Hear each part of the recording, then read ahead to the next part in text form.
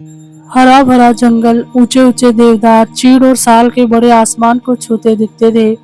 हवा में मिट्टी की खुशबू थी और दूर बहती नदी की धीमी धीमी ध्वनि हर पल यह एहसास कराती थी कि प्रकृति जिंदा है, वह सांस ले रही है। इसी जंगल के बीचों बीच भालू का एक बड़ा कुनबा रहता था। वे सब मिलकर एक छोटे से पहाड़ी टीले के आसपास बसे हुए थे, जिसे वे प्यार से मधु घाटी कहते थे, क्योंकि वहाँ बहुत सारी मधुमक्खियाँ रहती थी और शहद की मिठास हर ओर फैली रहती थी।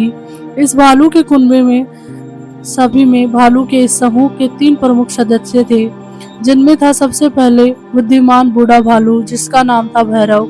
दूसरा था उत्साही पर अधीर युवा भालू बलवंत।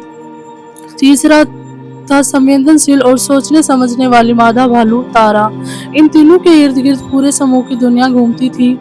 भैरव सबके गुरु जैसे थे, बलवंत सबका साहसी हीरो और तारा सबके मन की आवाज। एक दिन सुबह सुबह बलवंत तेजी से भागता हुआ भैरव के पास पहुंचा। उसकी आंखों में एक चमक थी।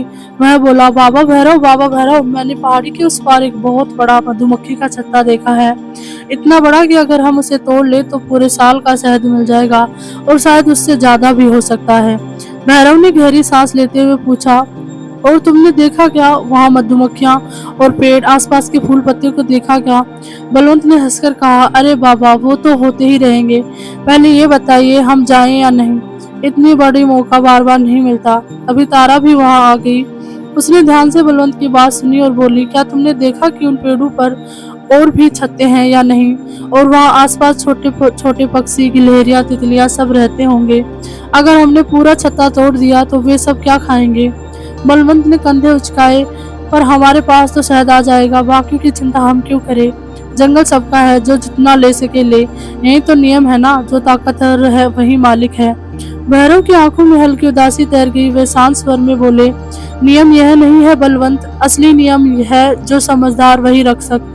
ताकतवर होना बुरा नहीं है, लेकिन अगर ताकत का इस्तेमाल सिर्फ अपने लिए किया जाए तो एक दिन जंगल कमजोर हो जाता है, और जब जंगल कमजोर हो जाता है तो उसके साथ हम भी कमजोर हो जाते हैं।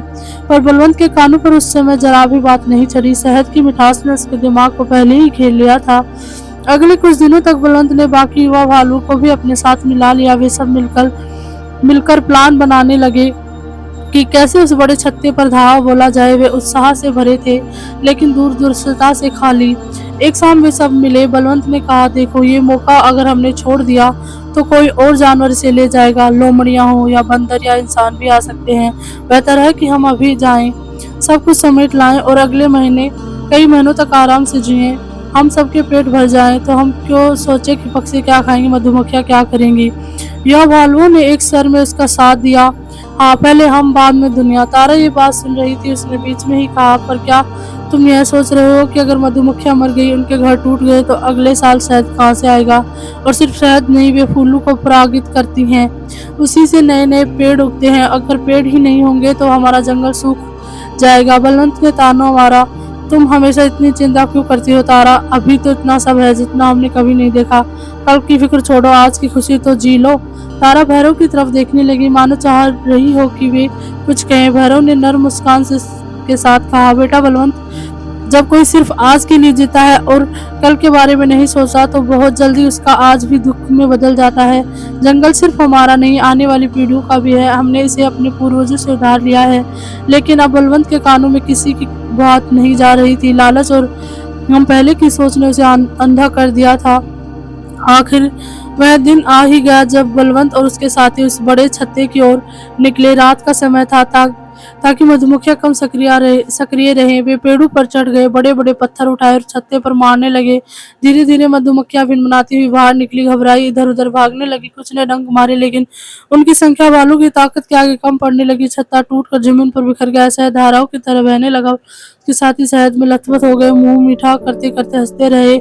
देखा, इतना शहद हमने कर दिखाया, बलवंत ने गर्व से छाती फुलाकर कहा। लेकिन उसी वक्त कुछ ऐसा हुआ जो उन्होंने सोचा भी नहीं था। छत्ते के टूटने से वह पेड़ बहुत ज्यादा हिल गया। उसकी कुछ जड़ें पहले से ही कमजोर थी। शायद हाल के महीनों में बारिश कम होने की वजह से अचानक वह पूरा पेड़ तेज आवाज के साथ जमीन पर आ गिरा। पेड़ गिरते गिरते कुछ दूसरे छोटे पेड़ों और बेलू को भी कुचलता चला गया। पास ही की बेल पर एक चिड़िया ने घोंसला बना रखा था, उसके अंडे टूट गए। कुछ गिलहरियां चीखती हुई भागी, कई तितलियों का छोटा सा संसार मिट्टी में मिल गया। तारा जो दूर से ये सब देख रही थी, भय से कांप उठी। उसके होठों से धीरे धीरे निकला, हे हमने क्या कर दिया। पेड़ के गिरने से मिट्टी की पकड़ भी कमजोर हो गई। नीचे की ढलान पर जहाँ जड़ें मिट्टी को रोके हुए थी, वहां से मिट्टी बहने लगी। कुछ ही पलों में वह छोटी सी संकलन जैसी स्थिति बन गई। मिट्टी, पत्ते, टहनियाँ सब नीचे की ओर सरकने लगे और साथ ही बहने लगी वे छोटी छोटी घास और पौधे, जो कल तक किसी हिरन, खरगोश या किसी छोटे जीव की जिंदगी का सहारा थे, भैरव से दूर से यह सब देख रहे थे। उनके चेहरे पर एक गहरा दुख था, मानो वे यह सब पहले से जानते थे पर रोक नहीं पाए। अगले कुछ हफ्तों में जंगल का माहौल बदलने लगा। जहाँ वहाँ बड़ा पेड़ था, वहाँ अब एक खुला सा मैदान बन गया था। दोपहर की तेज धूप अब सीधे मिट्टी सूखने लगी, नमी कम हो गई। जहाँ पहले जंगली फूल खिल रहे थे, वहाँ अब सूखे पत्ते और बंजर जमीन थी। मधुमक्खियाँ लगभग गायब हो गई, जो बच्ची भी वे अपने बसने के लिए नई जगह ढूंढती रही। पर अचानक बदलाव के कारण बहुत सी मधुमक्खियां मर भी गई। जंगल की खामोशी में अब मधुर भनभनाहट सुनाई ही नहीं देती थी। भालू के पास तो कुछ समय तक बहुत शहद था, वे दिन रात खाते रहे, मजे करते रहे, लेकिन धीरे धीरे शहद के बर्तन खाली होने लगे। एक दिन बलवंत ने अपने सामने रखे आखिरी शहद के टुकड़े को देखा और हंसकर बोला, कोई बात नहीं, फिर से ढूंढ लेंगे। कोई बड़ा सत्ता, जंगल में कमी किस चीज की है। लेकिन अब जंगल वही नहीं रहा था। शहद की तलाश में वे कई दिनों तक घूमते रहे, पर पहले जितने छत्ते थे उतने अब नजर नहीं आते। मधुमक्खियों की तादाद कम हो गई थी, फूल कम खिल रहे थे, पेड़ कम फल दे रहे थे। तारा ने धीरे से कहा, जब तुमने उस बड़े छत्ते को तोड़ा था तब तुम्हें लगा था कि तुम बहुत समझदार हो, पर असल में तुमने अपनी ही कल की रोटी काट दी थी। अब न शहद है न वैसा जंगल, तुमने थोड़ा सा ज्यादा पाने के लिए बहुत कुछ खो दिया। बलवंत पहली बार चुप हो गया, उसके पास कोई जवाब नहीं था। कुछ महीनों बाद जंगल में सूखे का दौर शुरू हुआ। बारिश देर से आई और कम आई। जो पेड़ गिर पड़े थे, उनकी वजह से मिट्टी की पकड़ कमजोर हो चुकी थी। कई जगहों पर मिट्टी फटने लगी, छोटे छोटे झरने सूखने लगे। जहाँ पहले फूलों की बहार थी, वहाँ अब सूनी जमीन थी। पशु पक्षी परेशान थे, कई पक्षी उस जंगल को छोड़कर दूसरे जंगलों की ओर उड़ गए। गिलहरियां, खरगोश, हिरन सब कम हो रहे थे। जो रह भी गए वे भूखे, कमजोर और डरे सहमे थे। मानव के लिए अब भी खाने की कमी होने लगी। न बेरीज पहले जितनी थी, न फलदार पेड़ों पर पहले जैसे फल। ऊपर से शहद तो जैसे बीते दिनों की कहानी बन गया था। एक शाम भूख और थकान से चूर बलवंत एक सूखे पेड़ के नीचे बैठा था। आसमान की तरफ देखकर उसने बुदबुदाया, ये सब कैसे हो गया। पहले तो जंगल इतना हरा भरा था, हमने ऐसा क्या किया कि सब बदल गया। भैरव चुपचाप उसके पास आकर बैठ गए। कुछ देर तक वे दोनों बिना बोले बैठे रहे। फिर भैरव ने धीमे स्वर में कहा, तुमने वह पेड़ देखा था ना, तो जो तुमने गिराया था। बलवंत ने सिर झुकाकर कहा, हाँ, वह सिर्फ एक पेड़ नहीं था बेटा। भैरव बोले, वह कई जीवों का घर था, कई पौधों का रक्षक था, मिट्टी का सहारा था। जब तुमने उसे गिराया तो तुमने सिर्फ शहद नहीं लिया, तुमने उनसे उनका घर, उनका भविष्य छीन लिया। और जब जंगल का भविष्य कमजोर होता है तो हमारे आज पर भी असर पड़ता है। हमने खुद अपने हाथों से अपना ही सहारा काट दिया। बलवंत की आंखों में नमी भर आई। तब आपने मुझे रोका क्यों नहीं बाबा। भैरव ने दर्द भरी मुस्कान के साथ कहा, हमने रोका था, समझाया भी था, पर कभी कभी सीख दिमाग से नहीं, दर्द से आती है। कुछ बातें सिर्फ सुनकर नहीं समझी जाती, उन्हें जीना पड़ता है। पर तारा हार मानने वालों में से नहीं थी। उसने सोचा, अगर हमने गलती की है तो क्या हम उसे सुधार नहीं सकते। शायद पूरा जंगल पहले जैसा न हो पाए, लेकिन हम शुरुआत तो कर सकते हैं। वह भालू की समूह को इकट्ठा करके बोली, हमने लालच में आकर जंगल को चोट पहुंचाई, पर अब भी देर नहीं हुई। अगर हम सब मिल जाए तो बहुत कुछ बदला जा सकता है। हमने समझना होगा कि जंगल सिर्फ हमारा नहीं, हम सबका है, और सब में इंसान, जानवर, पेड़, मिट्टी, नदी, हवा सब आते हैं। बलवंत ने आश्चर्य से पूछा, पर हम क्या कर सकते हैं। हम तो बस भालू हैं, न पेड़ लगा सकते, न बरसात बुला सकते हैं। तारा ने शांत स्वर में कहा, पेड़ लगाना हमारे पंजों से भी हो सकता है, न हम नए पौधों को बचा सकते हैं, छोटे झरनों को गंदा होने से रोक सकते हैं। जितनी जरूरत हो उतना ही खाएंगे, जितना हो सके उतना छोड़ेंगे। जब भी हमें शहद का छत्ता मिले हम उसे पूरा नहीं तोड़ेंगे, थोड़ा अपने लिए, थोड़ा मधुमक्खियों के लिए छोड़ेंगे। अब मधुमक्खियां रहेंगी तभी तो अगला साल भी मीठा होगा। भैरव ने तारा का साथ दिया। अब समय है कि हम मैं से हम की ओर आगे बढ़े। अब और हम में सिर्फ भालू नहीं, पूरा जंगल शामिल हो, यही असली बुद्धिमानी है। अगले कई महीनों तक भालू के समूह ने अपने जीने का तरीका बदल दिया। जहाँ कहीं उन्हें छोटे पौधे दिखते हुए उन्हें पैरों तले कुचलने के बजाय किनारे होकर चलते ताकि वो बड़े होकर पेड़ बन सके। जब भी उन्हें छत्ता मिलता वे उसका एक बड़ा हिस्सा वही छोड़ देते ताकि मधुमक्खियां दोबारा अपना घर बना सके। वे अक्सर नदी के किनारे बैठकर यह ध्यान रखते कि कोई कूड़ा कचरा, टूटे हुए टहनी या गंदा पानी में के रास्ते को न रोके। वे छोटे जानवरों के बिल्लू के आसपास सावधानी से चलते ताकि उनका घर न टूटे। धीरे धीरे, बहुत धीरे धीरे जंगल भी उनकी मेहनत का जवाब देने लगा। 1 साल, 2 साल, 3 साल समय बीतता गया। कुछ नए पेड़ उगाए जिनके बीच कभी हवा और पक्षियों के जरिए दूर से आए थे। फिर उन पेड़ों पर छोटे छोटे फूल खिले और एक दिन तारा ने देखा कुछ मधुमक्खियां फिर से उस क्षेत्र में मंडरा रही थी जहाँ पहले सन्नाटा था। उसकी आंखों में चमक आ गई। उसने पुकारा, बलवंत देखो, मधुमक्खियां वापस आ रही हैं। बलवंत ने सिर उठाकर देखा। छोटी सी मनमनाहट उसके कानों को किसी मधुर संगीत जैसे लगी। उसे याद आया कभी वह इन मधुमक्खियों को सिर्फ शहद के साधन की तरह देखता था, पर अब उसे एहसास हुआ कि तो पूरे जंगल की धड़कन है। कुछ समय बाद एक दिन जंगल में भारी बारिश हुई, आंधी चली, कई पेड़ झुकी, कुछ गिर भी गई, नदी का पानी भी बढ़ गया और कुछ इलाकों में मिट्टी खिसकने लगी। जानवरों में घबराहट फैल गई, सब शरण ढूंढने लगे।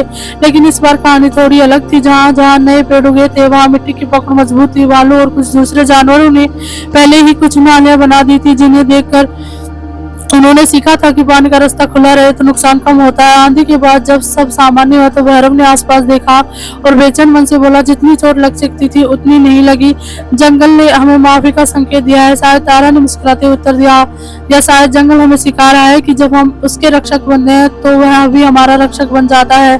बलवंत चुपचाप अपने चारों ओर देख रहा था। पेड़, छोटे पौधे, मधुमक्खियां, चिड़िया, दूर भागता हुआ हिरन, नदी का साफ पानी, और उससे पहली बार लगा कि वह अकेला नहीं, वह किसी बहुत बड़े परिवार का हिस्सा है। उसने धीमे से कहा, मैं पहले सोचता था कि ताकत का मतलब है जो चाहो जब चाहो ले लेना, पर अब समझ आया कि असली ताकत जो जरूरी हो उतना ही लेना और बाकी लौटाना।